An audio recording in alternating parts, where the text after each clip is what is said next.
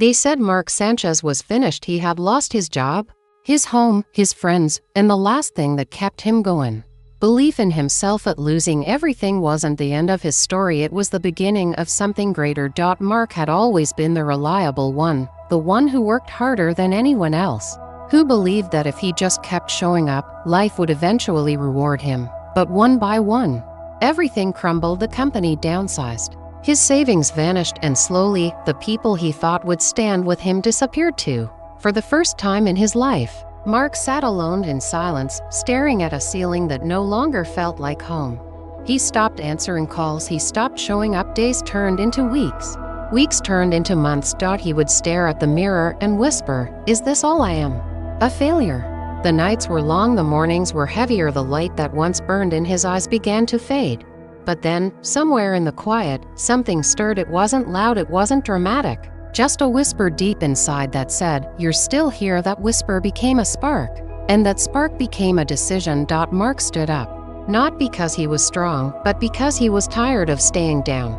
He stepped outside for the first time in weeks. There hit his face the noise of life surrounded him, and he realized something powerful. The world hadn't ended, only his belief had. So he started again.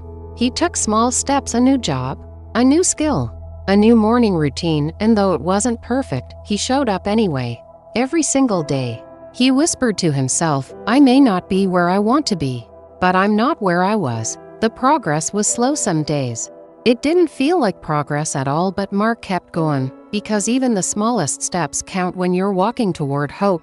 Months passed, and something changed inside him. He wasn't chasing validation anymore. He wasn't trying to prove anything to anyone. He was just building, quietly, consistently, faithfully. People began to notice, not because he was loud, but because he had peace. There's a quiet power in people who've been through hell and come back with grace.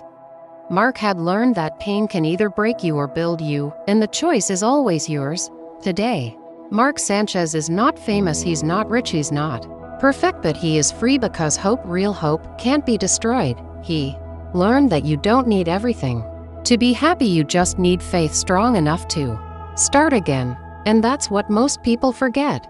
The comeback always begins the moment you refuse to quit. If you're listening to this right now, feeling lost, tired, or forgotten, remember this: the same way Mark rebuilt his life, you can too. Start small. Start scared. Start broken, but start. Because one day, someone will look at your story and say, "If they made it, so can I." And that's how hope spreads, one brave soul at a time.